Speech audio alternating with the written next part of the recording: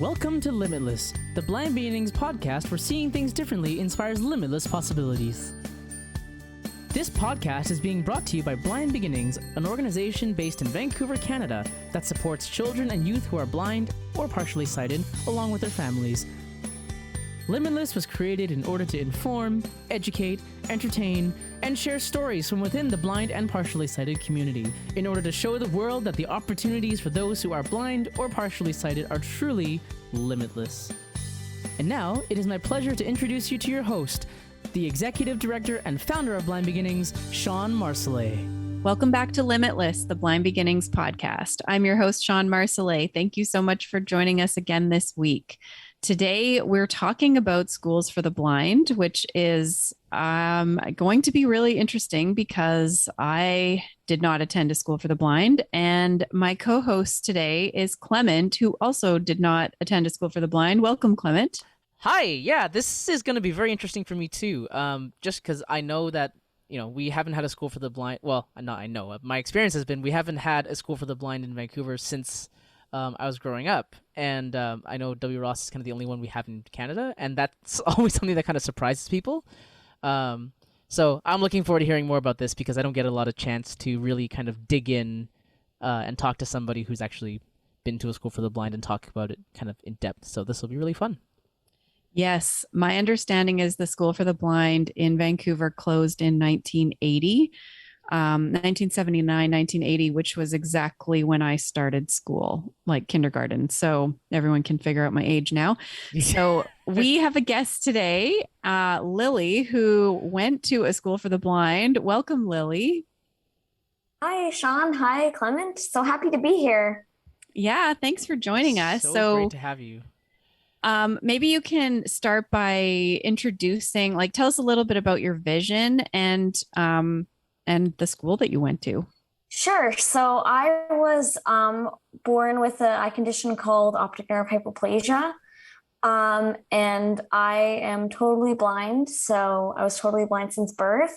So I don't have any light perception, no shadows, no colors, nothing basically.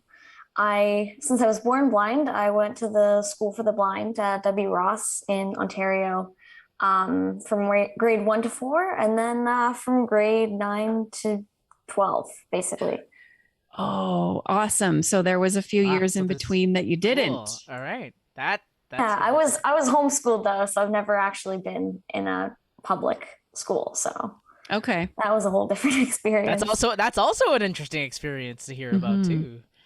So, I mentioned that the School for the Blind in Vancouver closed when I started kindergarten. So I was kind of the first wave of visually impaired kids in BC being integrated into the school system. I know there were kids with visual impairments that went to regular school before I went to school, but there was the option of the School for the Blind. So, and Clement, you're just a little younger than me. Just a little. So you also just went through the regular system, right? Yeah. I think my parents kind of thought about it. They thought about sending me. I remember there were talks about sending me to the school in Ontario and all the way back to Taiwan. But I'm thankful that didn't happen. But so yeah, they decided just for convenience's sake, because my family was all here, my sister and my cousins all went to the same school, so we kind of they just said might as well do the same thing. And of course, we had people who really encouraged the idea from a few different angles as well. So yeah, I went to mainstream schooling from the very beginning. So Lily, in Ontario, do parents have the choice of putting their kids into mainstream schools or the School for the Blind? They do. And depending on how close they live to the school, most parents, because Ontario's, everyone probably knows, quite a large province.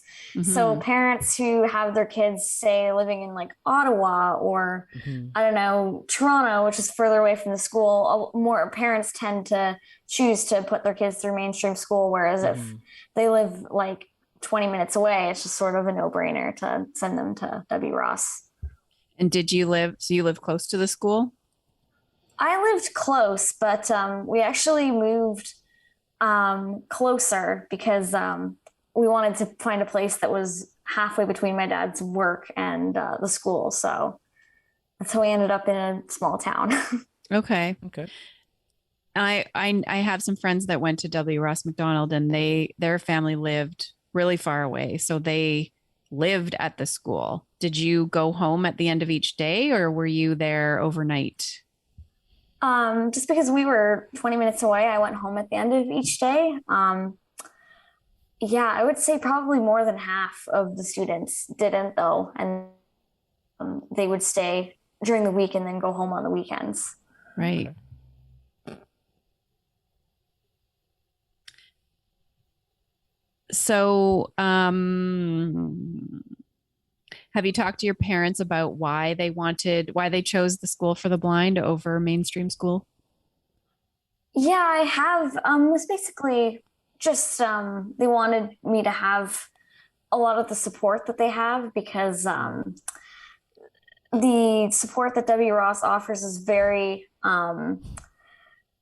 like you're not going to get the same level of support in a mainstream school. Like they have a whole department in-house that does orientation and mobility, a whole department that does independent living skills. So it's like a whole different. And then also the teachers have the specialized experience. They know how to teach students who are blind. So I think that's the main reason why they chose W. Ross for me. Yeah, Yeah, definitely. that would be a big thing because I know that, and Shawn, you had experience with this too, is that if you're not in an environment like that, the support can be, kind of depending on your district, at least here in BC, it can be really good, or it can be, something else. How are you going to finish that sentence, Clement? Yeah. Without insulting anyone. It can be really good. Yeah, it can be either, really kind of firmly established, or it can be a district where the support kind of needs a little bit more work, right? Yeah, exactly. See, that was as diplomatic as I could get. That's good. Yeah. Okay, so I do have an experience of being at a school for the blind, not as a student, but I actually worked at a school for the blind in England. And one thing that really surprised me, and I'm curious if this is the case at W. Ross Macdonald, is that the kids did not use their white canes during the day at school. And it's funny because when I went to the school, I was kind of in that stage in my life where I wasn't really comfortable using my cane still. And I thought, oh, I'm going to a school for the blind. Like, I'm totally going to get over this. Like, I'm going to be using my cane all the time because I'm going to be with all these other people using their canes and it won't be a thing. And then I got there and they're like, no, don't bring your cane. Wow. Really? Yeah. That's really so interesting. That's different.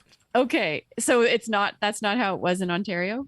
No, it was white canes. Some people have service dogs, like whatever mobility. That's so strange to me that they wouldn't, but I guess they must have had a reason for. Oh, they did. So the reason everybody had to walk on the right side of the hall all the time. And so if you're always on the right side, then you would never be in oncoming traffic. Mm-hmm. And their thing was if people were using their canes, they'd be tripping everybody, was what they said. Yeah, that we had the same rule as everybody on the right side walk on the right side of the hallway, and that's a valid point. I think some people were tripped by canes, especially like people who are slow walking behind faster walkers. Yeah. Right. So.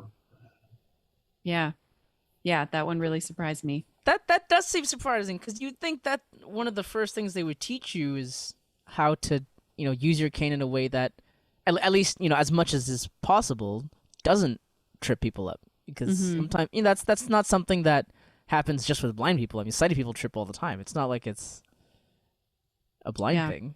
Yeah, no, for sure. I think it didn't happen all the time. It was probably a combination of like sloppy cane use and maybe just and when there was a lot of traffic in the halls too. Yeah. So yeah. I mean, they still had mobility. Like they did have mobility lessons where they were obviously allowed to use their canes, but Right. Maybe if anybody from the school in England is listening, maybe it's different now. I don't know, but that's how it was when I was there. And that was, quite a few years ago now. So just a few years. Like 2001 is when I was there. Okay. So how many kids were in your grade roughly? In my grade, probably between 15 and 20, but they would usually have us in two separate classes because they wanted the class sizes to be quite small. So a class would be, depending on how many people wanted to take the course, it'd be 5 to 10 people. Wow. So what I'm curious about something kind of as a follow-up to that. Like, what was the ratio of instructors to one, or instructors to students? Like, was it a situation, was it smaller so you could have more instructors between all the students? Or like one instructor and a few students? Or was it a case where it was just one teacher and then all of you in one class? Yeah, well, I mean, it depended on the area of the school. Definitely smaller than in mainstream school.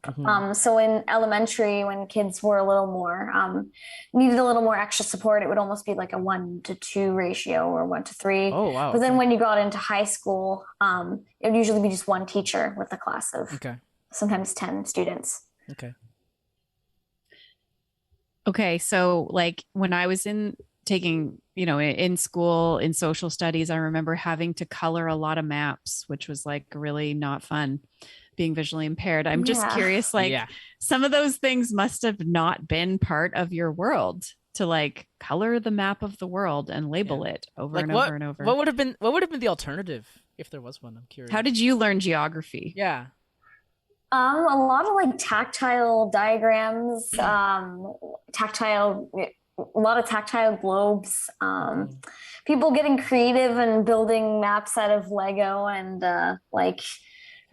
blocks and things like that. So, it was just, it's just not an area that they did a ton of, I guess, because maybe it's not like something you would use all the time necessarily, depending on your job.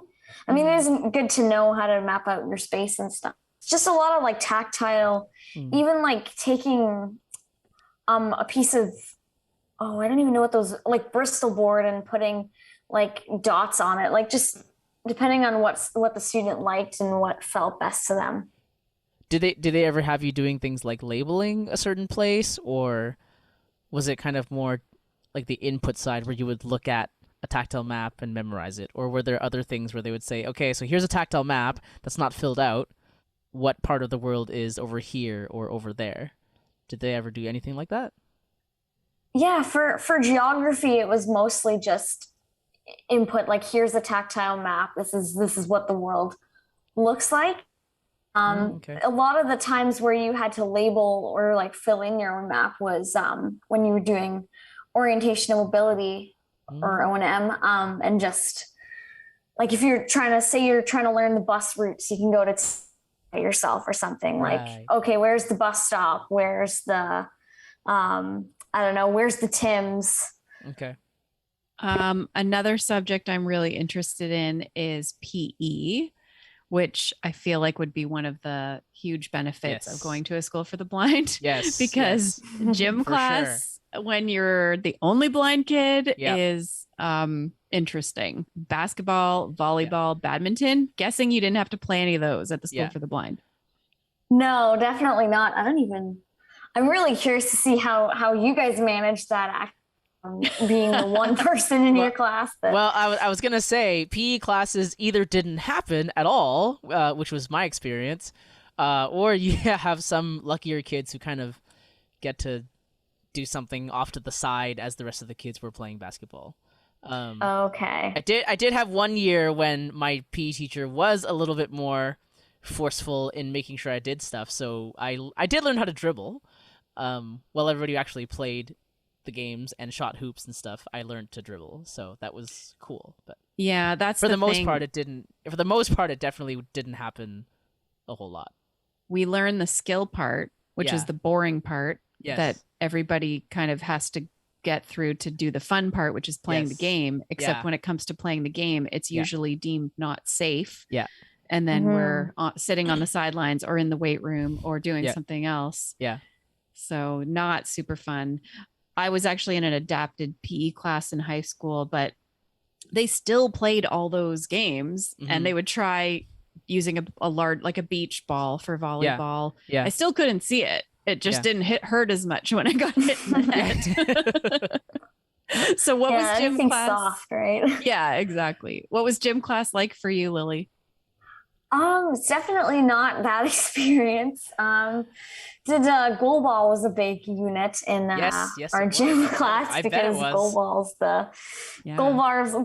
the one like super accessible sport. I mean, there's probably others as well, but I'm not a sports person anyway. And then we had actually a indoor pool.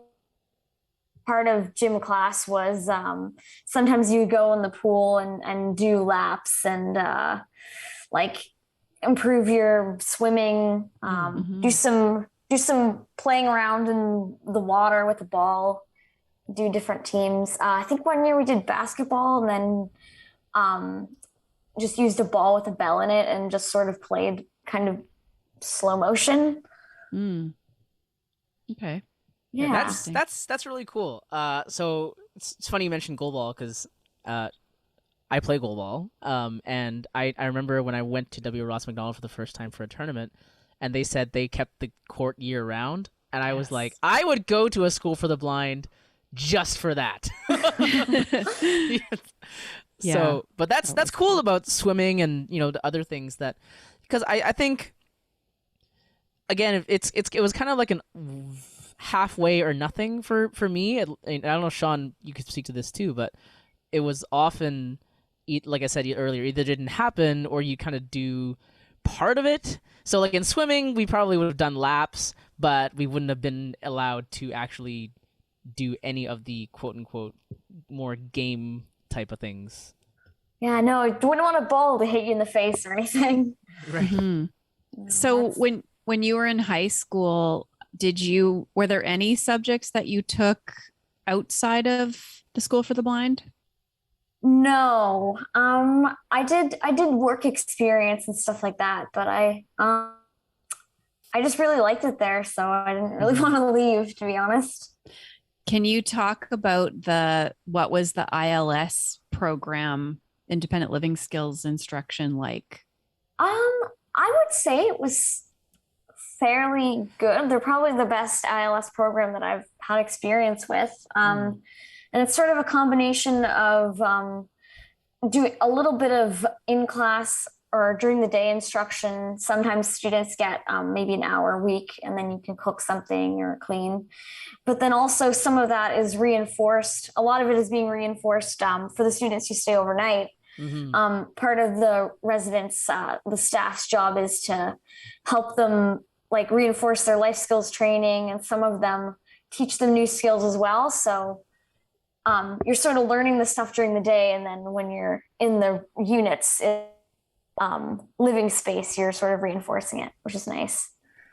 Because sometimes you go home, at least what I've found is like you do life skills and then you go home and your family's like, I don't know, is this really safe for you to do this or do something? And it's hard to like get them to, your family's less likely to want to do hand over hand with you. Yeah, sure. So it's great to have that kind of almost required part of reinforcement where it's not like it's not really optional, especially if you live there. You kind of get pushed to do it a little bit, like it pushed in a good way, right?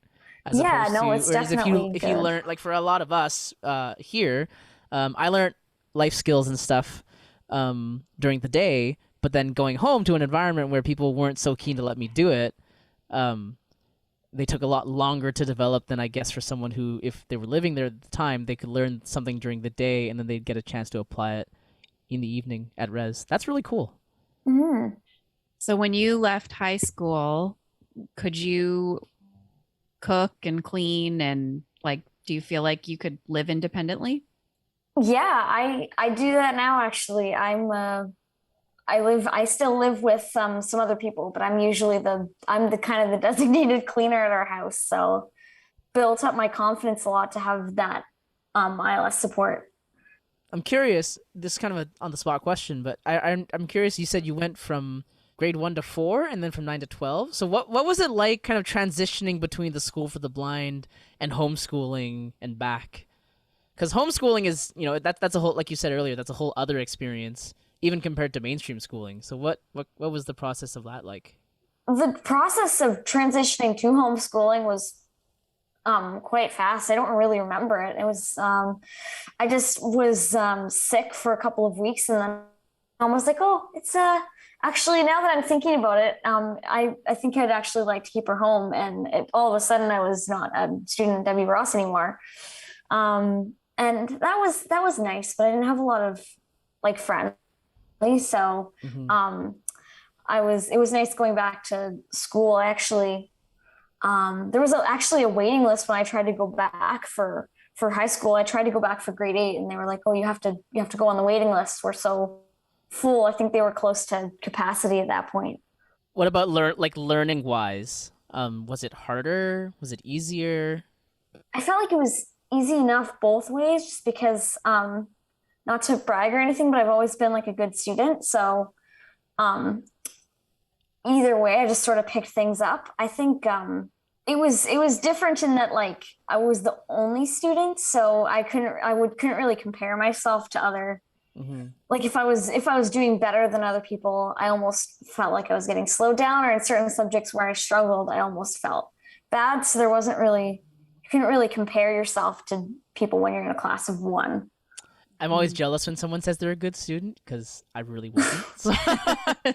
But in terms of getting accessible materials and stuff, like, was that still not an issue? Like, was that still? No, that wasn't that much of an issue, just because my parents sort of had connections from W. Ross Macdonald. So they actually have like a vision resource center in their basement, and they would send out materials to schools all across Ontario.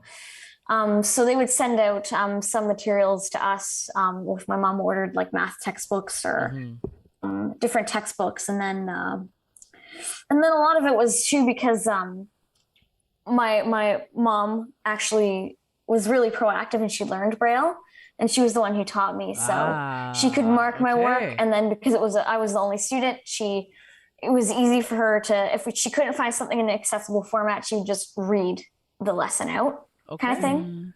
Okay. That's really cool. I did not know they were a distribution center for accessible materials. That's really cool. I'm glad I asked. Recently on the podcast, we were talking about the experience of connecting with others who are visually impaired. I'm so curious, like the experience of somebody who gets to be with people who are visually impaired every single day. Like, can you talk about how that was for you? So for me, it just because I came when I was 6, it was my first like experience out of school. So it just sort of felt like normal to be around a bunch of people using white canes and like saying, who is this, when they bump into somebody in the hallway, and everybody walking on the right side of the hall, and like all relating to all the like blind person problems.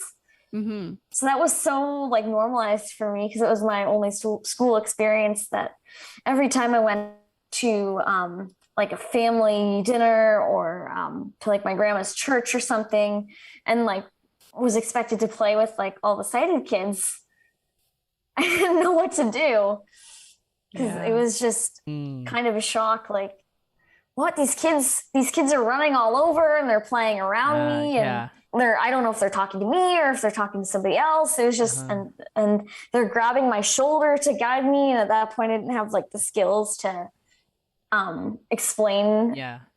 So it was I mean, it's probably the other way around for you guys, right? Like it's almost like you don't know what to do when there's blind people. Yeah, if I can, well, actually, I wouldn't say that, but kind of, if I could speak to this really quickly, it was kind of the opposite. So at the beginning, that was exactly how I felt going to school. It was like every recess, everybody was like, whoa! And I was like, okay, what do I do?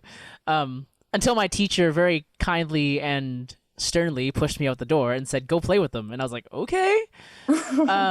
But and it was stressful, but then it went the other way. So it was a relief when I grew up to go to camp for the first time with other blind kids, and not feel awkward. So I don't know if so. Yeah, I would say it was definitely the other way around. I don't know, Shawn, if you want to add. Oh, yeah, that makes sense. Yeah. Yeah. No, it's like was comforting to finally be Yeah. with people who are visually impaired because you didn't have to try to compete with the cited standard of socializing, I guess. That's really interesting. So when you had those few years where you weren't at the school, did you still connect with friends, or like, you weren't immersed in being around blind people all the time? Like, how was that?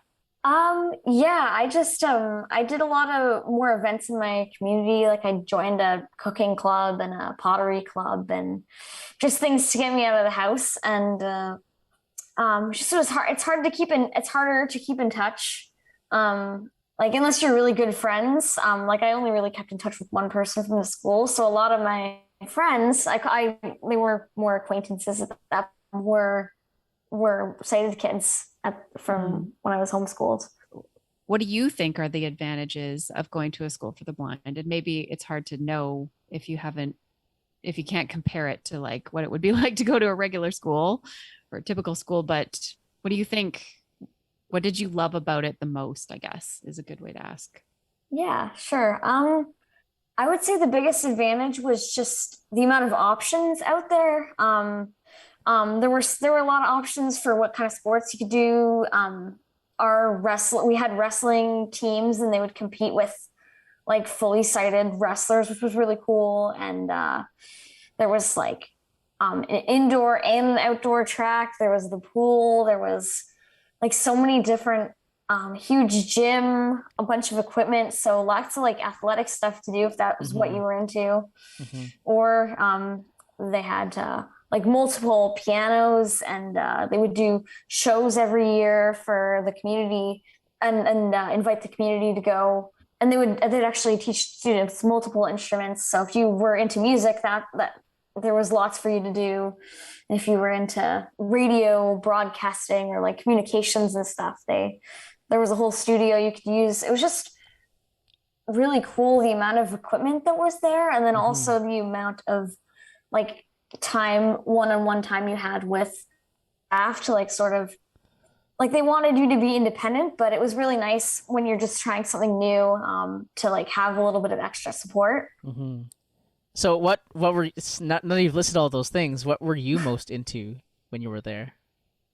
Probably music. I actually took piano until like grade 7, and also broadcasting. Like we actually had an audio only yearbook, which was kind of fun. Oh, that's really cool. Cool. Yeah. And then the last couple of years, it's been more like multimedia. There's been some photos and stuff in it, but like I used to help produce that and that's super cool. Produce the announcements and stuff. So when I worked at the School for the Blind, they had a recording studio right in the school where they created their own music and made a couple of CDs while I was there, and they put on a school play. And like, I remember thinking, you get to be the star in the school play, where if you're the only blind student in a school, you're probably not. Maybe, but like the chance is there, but it's definitely, I know people who have done that, but you're right, Shawn. It's definitely much less likely of a possibility for sure. Totally. But not, you know what? I mean, I also love music and broadcasting. So a recording studio at my school that I had access to would have been like a dream. Yeah. So. Yeah, for sure. I could see. Can you explain what an audio only yearbook is? Because that sounds so cool. That sounds fascinating. I've never heard of that before. Yeah, it was so during the year, they would hand out you could sign up for the committee, and they would hand out these little like pocket-sized recorders, or you could record on your phone. And you would just go to different events, like when they had school dances or like swim meets or things like that. And instead of getting pictures, you would a lot of students would just record audio from the event. They would interview staff or students at the event. Like you'd be like, oh, Dave, how are you? How are you? Swim meet, and you're all pumped up and get the crowd going and stuff. It was really fun.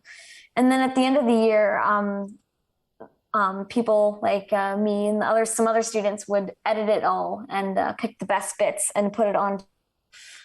First it was a cassette tape, and then it was a CD, and then tapes. yeah. I remember those. Yeah, those things, because at one point they existed. Yeah, or they do exist now, but yeah. First it was a cassette tape, then it was a CD, and now on a USB stick. So you can listen back to it and remember all the good times.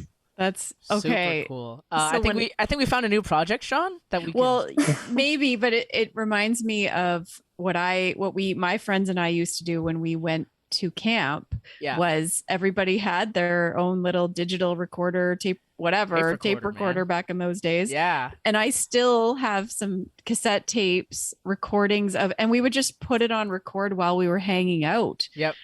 And that was the way it was. Like, we're not taking pictures. We're just recording the audio, and you could listen back later in the year when you were missing your friends and hear their voices and laugh at the jokes that, I remember doing that too. And it's definitely, I mean, like for us, it basically is an audio photo album, right? Because it was either, you might record just the whole hangout, or you might be more deliberate and kind of capture certain things that you really wanted. But that's definitely, it's a cool way to keep memories for sure. I love that. And I know that sometimes, you listen back and you go, I can't believe I said that. Oh, yeah, exactly. Yeah, luckily if you're I mean it's different if you're recording the whole hangout. If you get to be the editor of the yearbook, you can sort of look better. I used to like cut out all the parts where I would cringe and just try and cut around myself as much as possible. Like, I wasn't here. Right. So when you left school, did you feel a little like culture shock going into the real world, as we say? Like, what was, I don't know. I sometimes think of like, it just sounds like it would just be so much easier to go to a school for the blind. You'd have everything would be accommodated, and everybody would understand the challenges that you face, and whatever you needed would sort of be thought of and considered. And then you graduate, and now you're in the world where that's not necessarily the case most of the time. Like, how did that go for you, or how is that going for you? Yeah, no, you're totally right about the school. Everything's sort of accommodated to like how it best fits you, and in the real world, as we're gonna call it, you're the one who has to accommodate all the or not accommodate, but it's not the same. It's you know what I mean. Yeah, it's definitely a tough transition, which is actually why I ended up, I say I left in grade 12, but I actually stayed for 3 extra years because I didn't want to leave. I was just enjoyed it so much. Yeah, but then, it's been challenging. Really the most, just really now that I've started actually working, like I work in a store, and I'm the only blind person that's, I think, ever worked for that store. So it's a whole different, now I'm just sort of getting to experience that. And it's a challenge, but it's also like very rewarding in a way, I guess, because it just makes like, just get to meet people. Like, I've been meeting all these blind people, and we're all different, but it's a whole different experience to have vision. So it's really nice to meet people with a different perspective. And I also like think of it as like, the more I advocate for myself and what I need, and the more, almost like, I don't want to say educate, but that's sort of what you have to do almost. Of course. The more I do that, then the easier it'll be for, like, say somebody else who's blind wants to work at that store, and maybe they have different needs and different vision, but at least they know like sort of how to handle things a little bit more what to expect. Yeah, I feel like that must be hard. It's just interesting when you're saying like meeting new people with a different perspective, sighted people, because you're your default is being around people who are blind. So Yeah. whereas For us, like, for us, we are the different people. yeah, but yeah, exactly. I was gonna say by default, where I see myself as different. So Yeah. it's a Right? it's kind of it's interesting though to hear kind of that in reverse, I think. Mhm. So that's really helpful. Yeah, no, for sure. It's interesting to hear what you guys are saying too, because it is like reverse. Like you were the only blind, both of you were probably the only blind kid in your class, or maybe even your grade, and you're like School. you're like the one that sees things from school. a different perspective. Totally. Yeah. Mhm. Yeah. And I think when you go to a typical public school, you're sort of, by the time you graduate, you're so used to like things not necessarily like having to problem solve a situation so that it can work for you, or having to educate people about what your needs are, that you just sort of move naturally to the next phase of your life where that's the situation, right? So I think that would be a really big adjustment to leave a school for the blind and be like, what do you mean there's no braille for me here? Or did you guys go on field trips, and what were those like? Yeah, we went on some field trips. Just a lot of field trips around like Brantford or the community. And it was kind of fun. Definitely more staff than usual. Even for high school, your normal staff ratio is like 1 to 8 or 1 to 10. On field trips, it'd be 1 to 3 or 1 to 4 because lots of people needed a sighted guide. That's how they did. A lot of students preferred in like areas where they didn't know to do sighted guide with another staff member, and it was really nice. Like depending on where you went, there's a lot of stuff to feel.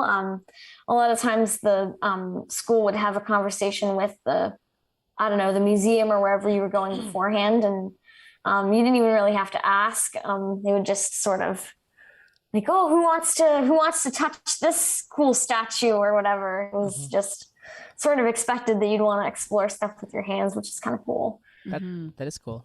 Do you have a most memorable field trip? Yeah, I would say I used to be part of the senior choir, and we went to New York City for a weekend.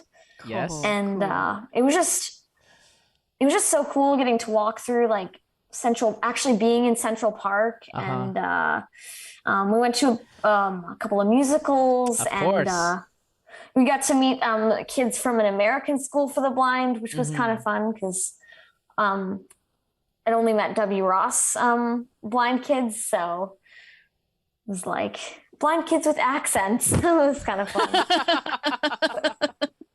Yeah, but it was also kind of my first experience like with we weren't alone, but we were staying in a hostel, so it'd be like five girls to a room, and the staff would be off on their own little area. So if somebody dropped a quarter on the floor, there'd be 5 blind people scrabbling around on the floor searching all trying for to find it. it. Yep.